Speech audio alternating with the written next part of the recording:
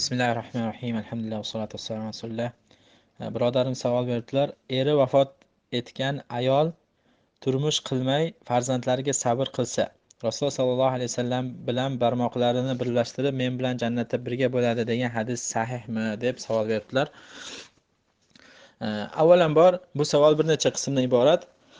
Mana bu hadis barmoqlarini birlashtirib men bilan jannatda mana bunday birga bo'ladi degan hadis bunday ayol haqida emas, balki kim yetimni boshini silasa men bilan jannatda mana shunday bo'ladi degan hadis kelgan. Bu hadis sahih. Ya'ni kim yetimni rioya qilib, yetimlarni boshini silab, bu albatta uylanishlik yoki uylanmaslik masalasi emas.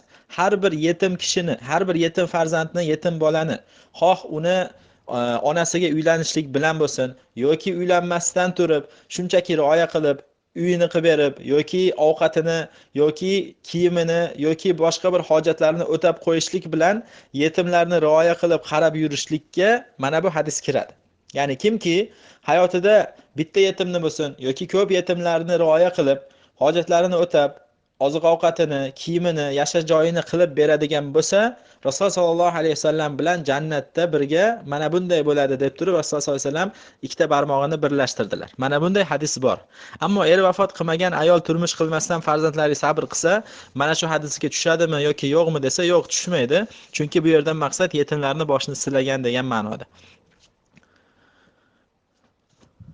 Ammo ayol kishini erini vafot qilgandan keyin erlar farzandlariga sabr qilish kerakmi yoki kerak emasmi? Buni bir fazilati bormi degan savolga qaytadigan bo'lsak, ayol kishi bir erini vafot qilgandan keyin agar jannatda mana shu eri bilan bo'lmoqchi bo'ladigan bo'lsa va o'zini zino qilishlikdan, zinoga tushib qolishligidan va ba'zi harom ishlarga tushib qolishligidan qo'rqmasdan o'zini bir sabrlik va ibodatdagi bir ayol his qiladigan bo'lsa, unda mana shunday holatda sabr qilishligi joiz bo'ladi, hattoki jannatda mana shu eri bilan birga bo'lishligi uchun.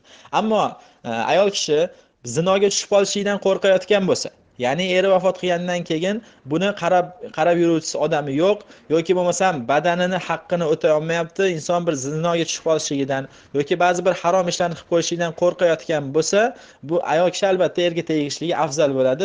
Buni har bir inson o'zini o'rnini o'zi yaxshiroq biladi.